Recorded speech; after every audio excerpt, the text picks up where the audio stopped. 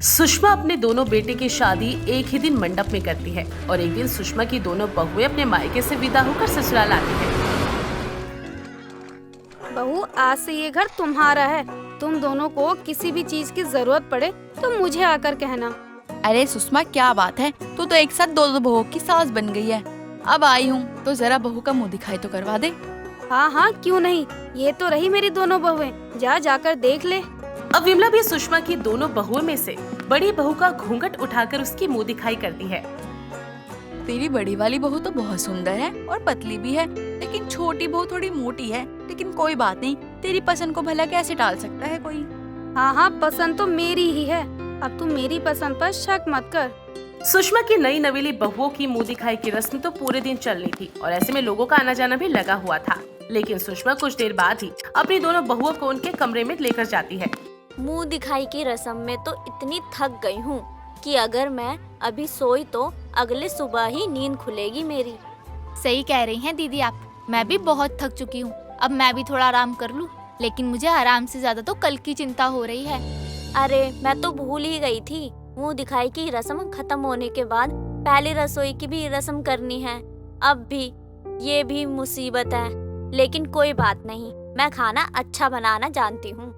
लेकिन दीदी जी, मैं तो खाना बनाते बनाते ही आधा खाना खा जाती हूँ। मेरी अलग प्रॉब्लम है, लेकिन मुझे समझ नहीं आ रहा, अगर मेरे साथ ऐसा ही रहा तो मेरी बहुत बदनामी होगी। लेकिन हमें कल के लिए सोचना चाहिए कि पहली रसोई में क्या ऐसा बनाए जो माँ जी जिंदगी भर भूल ना पाए।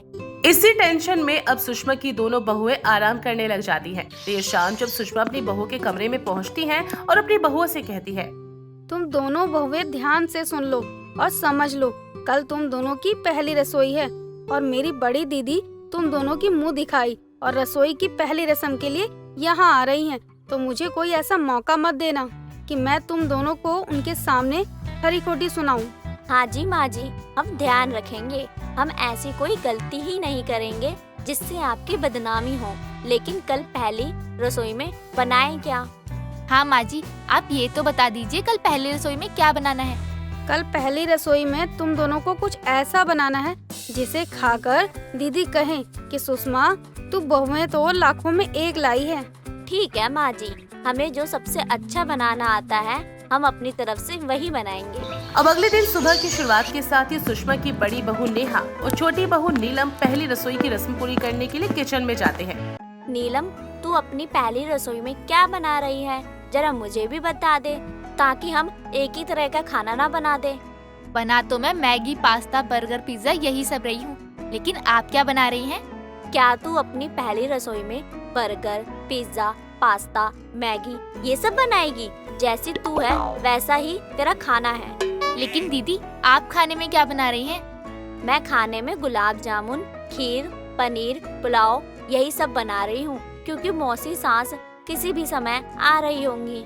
सुषमा की दोनों बहुएं अब अपनी पहली रसोई की रस्म पूरी करने के लिए किचन में जल्दी जल्दी खाना बनाने लगती हैं। वहीं दूसरी तरफ सुषमा की बहन मधुरिमा का आना होता है। दीदी, बड़े दिन बाद दिख रही हो, कितनी बदल गई हो आप। हाँ, पहले से पतली हो गई हूँ। वैसे तू भी पहले से अच्छी लग रही है। और तेरी दोनों बहुएं कहाँ हैं? दीदी, आप आइए और बैठिए। वो दोनों बहुएं अपनी पहली रसोई की रस्म पूरी करने में लगी हुई हैं। किचन में खाना बना रही हैं। ठीक है, वो तो खाकर पता चलेगा ना कि तेरी दोनों बहुएं खाना कैसा बनाती हैं। हाँ दीदी, वैसे आने में आपको कोई दिक्कत तो नहीं हुई ना? नहीं, कोई दिक्कत परेशानी नहीं हुई अभी तक तो। लेकिन यहाँ का पता नहीं बहुएं कैसी हैं, मेरी इज्जत करेंगी भी या नहीं। अरे नहीं दीदी, मेरी दोनों ही बहुएं बहुत ही संस्कारी हैं। अभी आप उन्हें देखेंगी तो आपको सब पता चल जाएगा। मुझे कुछ कहने की जरूरत नहीं होगी। सुषमा और उसकी बहन मधुरिमा बात ही कर रहे होते हैं कि तभी विमला वहाँ पर आ जाती है और विमला मधुरिमा को देखकर बहुत खुश होती है। दीदी, मुझे पहचाना? मैं यहीं पास में रहती हूँ, सुषमा की पड़ोसन विमला हूँ। हाँ, पहचान गई विमला तुझे भला कौन भूल सकता है। अगर तू कभी भिखारियों की लाइन में खड़ी भी होगी ना, तो सबसे पहले मैं तुझे पैसा दूंगी, क्योंकि तेरी शक्ल ही ऐसी है। दीदी, आप तो बड़ी ही मजाकिया हैं। विमला, तू दीदी की बातों का बुरा मत मानियो। दीदी मजाक कर रही थी। इधर मधुरिमा और विमला बात ही कर रहे होते हैं, तभी सुषमा किचन में पहुंचकर अपनी बहुओं से कहती है, अरे बहुओं, तुम दोनों का अब तक खाना नहीं बना क्या? अरे वो दीदी आ चुकी हैं और वो तुम दोनों से मिलना चाहती हैं। हाँ माँ जी, बस खाना तो तैयार है। अब मैं थोड़ी देर में ही खाना लगाकर बाहर आती हूँ।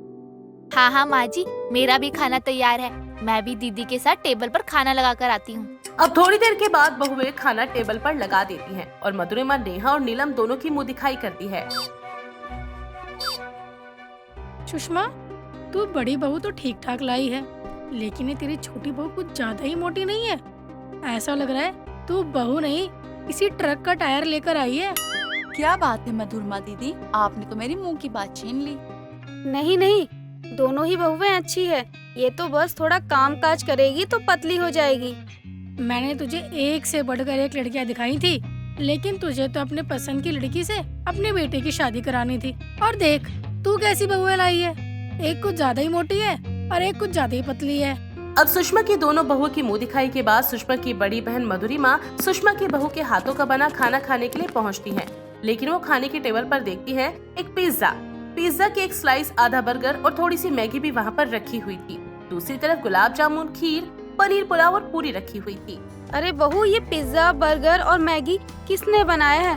और बनाया तो बनाया, बस ये एक पिज्जा, आधा बर्गर और थोड़ी सी मैगी, ये सब क्या है? माँ जी, नीलम ने तो पिज्जा, बर्गर और मैगी बनाते बनाते आधा से ज्यादा तो खुद खाया है, और जब मैंने देखा तब इतना ही बचा था।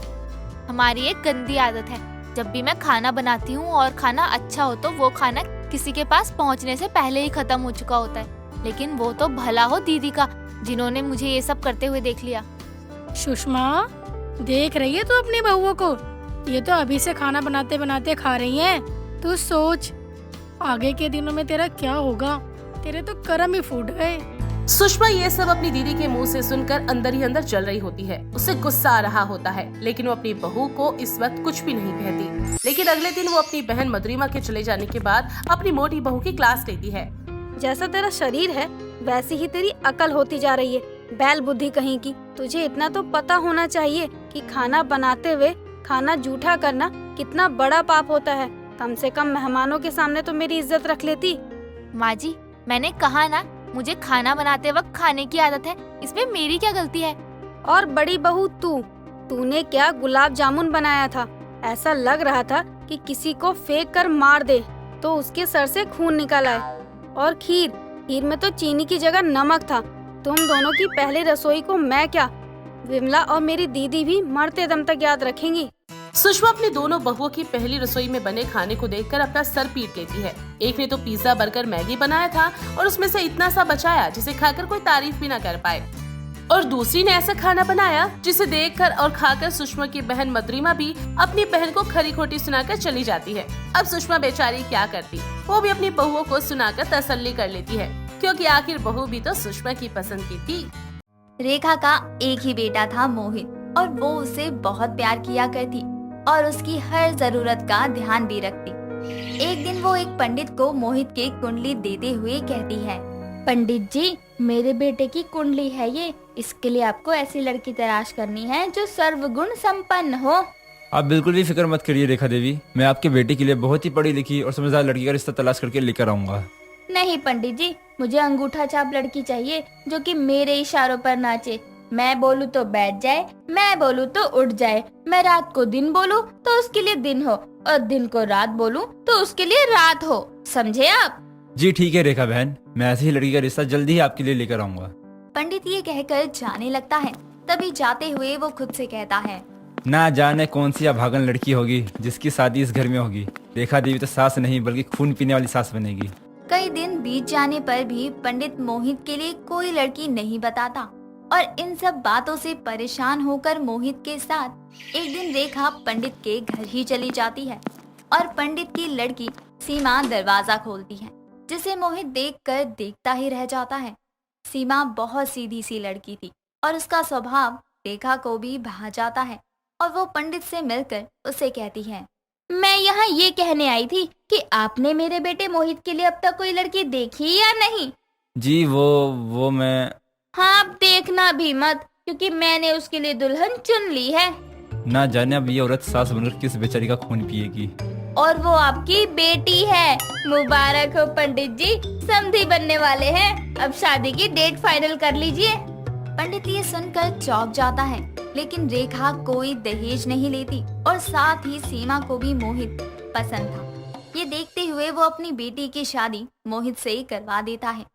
दिन बीतते हैं और सीमा शादी करके अपने घर चली जाती है और अगली सुबह 4 बजे रेखा उसे नींद से जगा देती है और जगने के बाद सीमा कहती है, माँ जी, आप आधी रात को मेरे कमरे के बाहर क्या कर रही हैं? सब ठीक तो है ना? बहू, तूने समय देखा है? 4 बजे है सुबह के, आधी रात नहीं हो रही। मुझे तो लगा था कि तू पंडित की बेटी है, जल्दी उठना जानती होगी। चल अब नहा और पूजा कर और फिर मेरे लिए अच्छी सी चाय बना दे। रेखा ये कहकर वहाँ से चली जाती है और सीमा बेचारी उबासी लेती हुई सब काम करती है। दिन की मुंह दिखाई के फंक्शन के वक्त भी रेखा आए हुए हर एक मेहमान के पैर सीमा से झुक झुक कर छुआती है और सीमा की कमर अकड़ जाती है तो वो मन ही मन कहती है, हाय राम, ये कैसी खून पीने वाली सास मेरे गले पड़ गई। एक तो सोने तक नहीं देती, अब ये डंड पिलवा रही है। मर गई, मर गई। सीमा ये कहती है और अपनी कमर पकड़कर सबका आशीर्वाद लेती है, जिसके बाद अब सीमा का रेखा जीना हराम करके रखा करती। एक दिन रेखा सीमा के पास जाती है और उससे कहती है, बहू सुन, कल मेरी 4-5 सहेलियां घर आ रही हैं, तो उनके लिए 4-5 तरीके के पकवान बना लेना और याद रहे कि उनकी खातिरदारी में किसी भी तरह की कोई कमी न रह जाए। ठीक है माँ जी, मैं अच्छे से इस बात का ध्यान रखूंगी। और हाँ बहू, याद रखना, अगर उन लोगों की खातिरदारी में कोई भी कमी रही तो अपने बाप के घर जाने के लिए सामान पैक कर लेना। जी माँ जी, आप ऐसे मत करिए, मैं अच्छे से सब बात का ध्यान रखूंगी। रेखा ये बोलकर वहाँ से चली जाती है और अगले दिन सीमा जल्दी उठकर सब मेहमानों के लिए खाना बना देती है और अच्छे से बनाकर टेबल पर लगाती है। लेकिन वो ये देखकर हैरान हो जाती है कि मेहमान 4-5 नहीं बल्कि 10 हैं। ये देखकर सीमा अपनी सास को साइड में ले जाकर कहती है, माँ जी, ये सब क्या है? आपने तो बोला था 4-5 लोग आ रहे हैं, ये तो 10 है। हाँ तो क्या हो गया, अगर 2-4 लोग और आ गए तो अब मुझे मेरे घर मेहमानों को लाने से पहले भी गिनना पड़ेगा क्या? नहीं नहीं माँ जी, मेरे कहने का ये मतलब नहीं था। फिर क्या मतलब था? सच बता, क्या कहना चाहती है? मुझे बातें घुमाने वाले लोग पसंद नहीं। माँ जी, मैंने तो 4-5 लोगों का खाना बनाया था, अब मैं क्या करूँ? जो करना है कर, मुझे फर्क नहीं पड़ता, समझी तू? बस इतना याद रख कि मेरे दोस्तों के आगे मेरी नाक नहीं कटनी चाहिए, वरना तेरा गला मैं काट दूंगी। रेखा ये बोलकर सीमा को धमका देती है, जिसके बाद सीमा घबराते हुए रसोई में जाती है और खुद से कहती है, लोगों को प्यार करने वाली सास मिलती है या गुस्से वाली? मुझे तो खून पीने वाली सास मिली है। सच में मुझे आज तक किसी ने इतना परेशान नहीं किया जितना इसने कर रखा है। खैर कोई नहीं, चढ़ जा सीमा सूली पर। इतना कहकर सीमा दोबारा सबके लिए खाना बनाती है और बनाकर लगा देती है। लेकिन उस खाने में फिर भी कसर रह जाती है, क्योंकि जल्दबाजी की वजह से खाने का स्वाद अच्छा नहीं था। और विमला रेखा से कहती है, बुरा मत मानना रेखा, लेकिन तेरी बहू तो सुंदर है पर उसके हाथ में स्वाद नहीं है। तू ऐसा क्यों बोल रही है? उसने तो बड़ी मेहनत से सबके लिए खाना बनाया है और तू ऐसे कह रही है? जो सच था मैंने तो वही बोल दिया, बाकी तेरी मर्जी है। चल अब मैं यहाँ से चलती हूँ, मुझे देरी हो रही है। विमला ये बोलकर सब सहेलियों के साथ वहाँ से चली जाती है और रेखा ये सब होने पर अपनी इंसल्ट समझती है और अपनी बहू को बुलाकर उसे खूब खरी खोटी सुनाती। और ये सब होते देखकर सीमा अपने कमरे में रोते हुए चली जाती है और उसे रोता देखकर उसका पति मोहित उससे कहता है, क्या हो गया सीमा, तुम इतना रो क्यों रही हो? सब ठीक तो है ना? मोहित, बुरा मत मानना, ये तुम्हारी सगी माँ है या कूड़े कचरे से उठा कर लाई है तुम्हें? अरे क्या हो गया, तुम ऐसा क्यों कह रही हो? तुम्हारी माँ ने मेरा खून पी रखा है। जब देखो खून की प्यासी चुड़ैल की तरह मेरे आगे पीछे घूमती रहती है और आज भी यही हुआ यूं कि। सीमा ये बोलकर मोहित को सब कुछ बताती है, जिसे सुनकर सीमा की हालत पर मोहित को भी तरस आ जाता है और वो कहता है, माँ खून पीती है तो तुम उनको रोकती क्यों नहीं हो? उनको दिखाओ कि तुम भी आज की नारी हो और आज की नारी सब पे भारी होती है। बड़ों की बात सुननी चाहिए, लेकिन हर बात नहीं। जहाँ पे वो गलत होते हैं हमें उन्हें समझाना चाहिए। मोहित की ये बात सीमा को अच्छी लगती है और वो मुस्कुराकर मोहित को गले लगा लेती है। अगले दिन जब रेखा सीमा को सुबह 4 बजे उठाने आती है तो सीमा दरवाजा खोलकर कहती है, जी माँ जी, अब बताइए क्या परेशानी है आपको? बहू ये कैसी बातें कर रही है? शर्म बेच खाई है क्या तूने? माँ जी, अब मुझे कोई खून पीने वाली सास मेरे सर पर नहीं चाहिए। मैं 7 बजे उठकर पूजा पाठ करके आपको 8 बजे तक नाश्ता दे दूंगी। तब तक मेरी नींद खराब करने की सोचना भी मत, वरना आपको नाश्ता 12 बजे ही मिलेगा, समझिए आप? पर बहू सुन तो।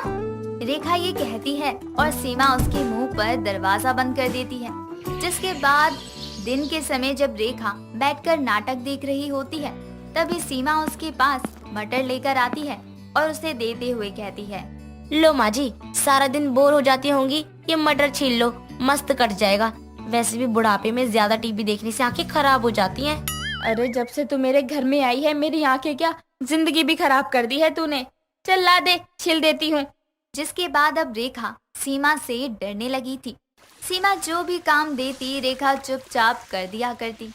एक दिन सीमा के कहने पर रेखा हलवा बना रही पर वो जल जाता है और वो रोने लगती है। तभी वहाँ सीमा आती है और कहती है, माँ जी आप ऐसे क्यों रो रही हैं? सब ठीक तो है ना? बहू मुझे मारना मत, मुझसे हलवा जल गया है। अरे माँ जी, आप तो मुझसे सच में डरने लगी। भले ही आप खून पीने वाली सास हो, लेकिन मैं खून पीने वाली बहू नहीं हूँ। ये सब तो मैं सिर्फ आपको परेशान करने के लिए कर रही थी। मुझे माफ कर दो। बहू मुझे माफ कर दे, मैंने बेकार में ही तुझे इतना परेशान किया। रेखा और सीमा ये कहकर गले लग जाते हैं और उसके बाद दोनों सास बहू मिलकर एक साथ खुशी से रहते हैं और कोई किसी को परेशान नहीं करता। मधु रसोई में आलू काट रही होती है तभी उसका पति अनिल वहाँ आता है और मधु से कहता ये है, क्या? आलू की सब्जी? मैं नहीं खाने वाला हूँ, कुछ और बनाओ। अरे मैं दिन भर काम करता हूँ तो क्या मैं ये आलू की सब्जी खाऊंगा? एक काम करो, आज चाप बना दो, बहुत मन है मेरा। चाप तो घर में है नहीं और अभी दुकान जाकर चाप लेकर आऊं, इसमें तो काफी समय लग जाएगा ना। एक काम करती हूँ मैं कि अभी आलू की सब्जी बना देती हूँ, कल आपके लिए चाप बना दूंगी, ठीक है ना? तुम्हें एक बार में समझ नहीं आ रहा है? जो मैंने कहा है वही करो ना। और समय जाएगा से क्या मतलब है तुम्हें? और भी कुछ काम रहता है क्या? बस एक ही तो काम होता है, उसमें भी तुम बहाने बना रही हो। मैं बहाने कहाँ बना रही हूँ? खाना बनाने के बाद मुझे बर्तन धोने हैं, घर भी साफ करना है। अब तुम मुझे अपने काम गिनवा रही हो? हर एक सुहागन का धर्म होता है कि वो बस अपने पति को खुश रखे, ना कि अपने पति के सर पर चढ़कर नाचे, समझे तुम? चलो अब जो बोला है वो करो। अनिल की बात सुनकर मधु को बहुत ज्यादा बुरा लगता है, लेकिन फिर भी वो चुपचाप अपने पति की बात मान लेती है। मधु चाप बनाने लगती है। कुछ ही देर बाद खाना बन जाता है और मधु अपनी सास जानकी और अपने पति के लिए खाना लगा देती है। दोनों खाना खा ही रहे होते हैं, जैसे ही अनिल मधु के हाथों से बनाया हुआ चाप खाता है, वहीं पर जोर से प्लेट फेंकता है और गुस्से में कहता है, ये क्या बनाया है? 2 पल का सुख नहीं दे सकती तुम? अरे जब कुछ काम आता नहीं है तो हर जगह ये क्यों बोलती रहती हो कि ये काम है वो काम है? इसे चाप कहते हैं? क्यों, क्या हुआ? आपको चाप पसंद नहीं आई क्या? मैंने तो आपकी पसंद को ध्यान में रख कर ही बनाई है। अच्छा, तो तुम्हारे कहने का क्या मतलब है कि मैं झूठ बोल रहा हूँ? तुम्हें तो मैं अभी बताता हूँ। अनिल बिना कुछ सोचे समझे मधु को जोर से थप्पड़ मारता है और वहाँ से चला जाता है। मधु वहीं बैठकर रोने लगती है और अपनी सास जानकी से कहती है, माँ जी, हमारा पति और पत्नी का रिश्ता तो बराबर का है ना, लेकिन फिर क्यों अनिल जी मुझे बार बार इस तरह से दबाते रहते हैं और आप भी कुछ नहीं बोलती हो उन्हें? बहू, ये एक पति और पत्नी की बीच की बात है। अगर इसमें कोई तीसरा आता है तो इससे बात और बिगड़ सकती है ना। वैसे भी सुहागन का दर्द यही होता है कि वो अपने पति को खुश रखे, अपनी खुशी भूलकर। माँ जी, सुहागन का दर्द क्यों है? सुहागन की खुशी क्यों नहीं है? शादी एक पवित्र बंधन होता है, लेकिन अनिल जी का बर्ताव देखकर तो ऐसा लगता है कि इन्हें ये बंधन कभी जोड़ना ही नहीं था। बहू, भले ही कितने भी दुख दर्द हो, लेकिन सबको भुलाकर पति को खुश रखना ही हमारा कर्तव्य है। वैसे भी अगर पति खुश रहते हैं तो यही सुहागन का दर्द खुशी में बदल सकता है। मधु अपने पति के लिए सब कुछ करती थी, लेकिन अनिल को अपनी पत्नी की जरा भी कदर नहीं थी। अनिल छोटी छोटी बातों पर मधु पे हाथ उठा दिया करता। ऐसे ही कई दिन निकल जाते हैं। कुछ दिनों बाद मधु बाजार गई होती है सब्जी लेने। तभी मधु की नजर अपने पति पर पड़ती है, जो कि एक लड़की की कमर पर हाथ रखकर जा रहा था। ये देखकर मधु खुद से बात करते हुए कहती है, ये कौन सी लड़की है? और देखने से तो ये लग ही रहा है कि ये अनिल जी ही है। घर आएंगे तब बात करती हूँ कि ये लड़की कौन थी जिसकी कमर पर हाथ रखकर घूम रहे थे। मधु सब्जी लेकर घर चली जाती है और कुछ ही देर में अनिल भी घर आ जाता है। वो जानकी के साथ बैठा होता है। मधु अनिल के लिए पानी का ग्लास लेकर आती है और अनिल को पानी देते हुए कहती है, अनिल जी, आज जब मैं बाजार गई थी सब्जी लेने तो मैंने आपको एक लड़की के साथ देखा था। तेरी इतनी हिम्मत कि अब तू मुझसे सवाल करेगी? तुझे पता है ना मैं तेरा पति हूँ, फिर भी। अनिल जी, मैं कोई सवाल नहीं कर रही हूँ, मैं तो बस इतना पूछ रही हूँ कि वो लड़की कौन थी। अब मिल गया ना जवाब कि वो कौन थी। तू अपनी हद में रह। अनिल के जाते ही जानकी मधु को चुप करवाते हुए कहती है, बहू, तू क्यों अनिल को छोटी छोटी बातों पर गुस्सा दिलाती है? देखा, इतनी सी बात कितनी बड़ी हो गई। माँ जी, तो आपका कहने का मतलब क्या है कि मैं अनिल जी से कुछ पूछूं भी ना और आंखों पर पट्टी बांध लूं? बहू, तू समझ नहीं रही है। अगर मेरे बेटा कुछ गलती भी कर रहा है तो उसमें तुझे डरने की जरूरत नहीं है। अरे वो तेरा पति है और तेरा ही पति कहलाएगा ना। तू खामखाई चिंता कर रही है। माँ जी, पति है मेरे, इसका मतलब ये थोड़ी ना है कि वो कुछ भी करते रहें। ऊपर से आपने उन्हें देखा कि मेरे साथ कैसे बर्ताव करते हैं। यही है क्या सुहागन की जिंदगी? बहू, तुझे क्या लग रहा है तू एक अकेली ही है जो सुहागन का दर्द सह रही है? अरे सुहागन औरतों के लाखों दर्द होते हैं। अब हर कोई तेरी तरह अपना दर्द तो लेकर नहीं बैठ सकता है ना। माँ जी, इसका मतलब ये है कि ससुर जी भी ऐसे ही थे। बहू, अब जो चले गए उनके बारे में क्या ही कहना, लेकिन सुहागन तो मैं भी हूँ और दर्द मेरी भी जिंदगी में था। अब अगर मैं तेरी तरह ही अपने दर्द को लेकर बैठ जाती तो क्या मेरी गृहस्थी चल जाती? अपनी सास की बात सुनकर मधु बहुत ही हैरान होती है, लेकिन वो अपनी सास की बात मान लेती है और अब अपनी गृहस्थी पर ही ध्यान देती। कई दिनों तक सब ठीक चल रहा होता है। कुछ दिनों बाद मधु कपड़े प्रेस कर रही थी, तभी अनिल उसके पास आकर कहता है, ये तुम्हारी माँ बार बार फोन करके क्यों परेशान करती रहती हैं? इन्हें कोई काम नहीं है क्या? वो माँ की आजकल तबीयत खराब चल रही है तो बार बार मुझे वहाँ बुला रही हैं और मैं भी यही सोच रही हूँ कि एक बार माँ से मिलाऊं। कुछ दिन वहाँ चली जाऊंगी तो माँ को भी अच्छा लगेगा। अच्छा, तुम अपनी माँ के घर जाओ, ऐश करो और यहाँ घर का काम मेरी माँ करे, यही बोलना चाहती हो ना तुम? कहीं जाने की जरूरत नहीं है तुम्हें, तुम यहीं पर रहोगी, समझी तुम? लेकिन माँ की काफी ज्यादा तबीयत खराब है, कुछ पता नहीं है कि वो कब तक रहेंगी। अब ऐसे में अपनी बेटी से मिलना चाहती है तो आप मना मत करो ना।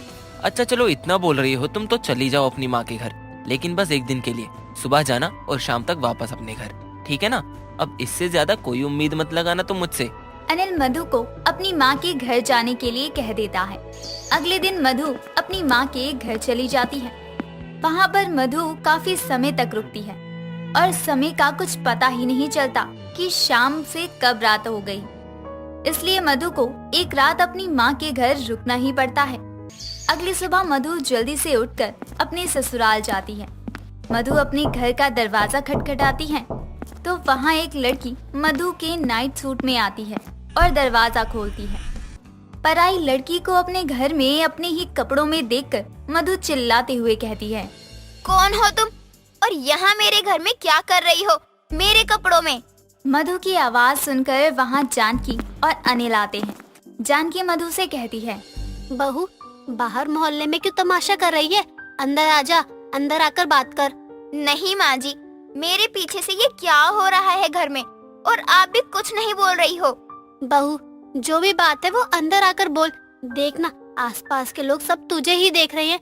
ऐसे अच्छा थोड़ी लगता है। अपने घर की इज्जत को ऐसे सबके सामने नीलाम करना क्या अच्छा लगता है? चल अंदर आ। इतना बोलकर जानकी मधु को अंदर लेकर आती है। मधु जैसे ही अंदर आती है तो वो लड़की अनिल की तरफ देखते हुए कहती है, अनिल, यही है तुम्हारी पत्नी जिसके बारे में तुमने मुझे बताया था? हाँ यही है।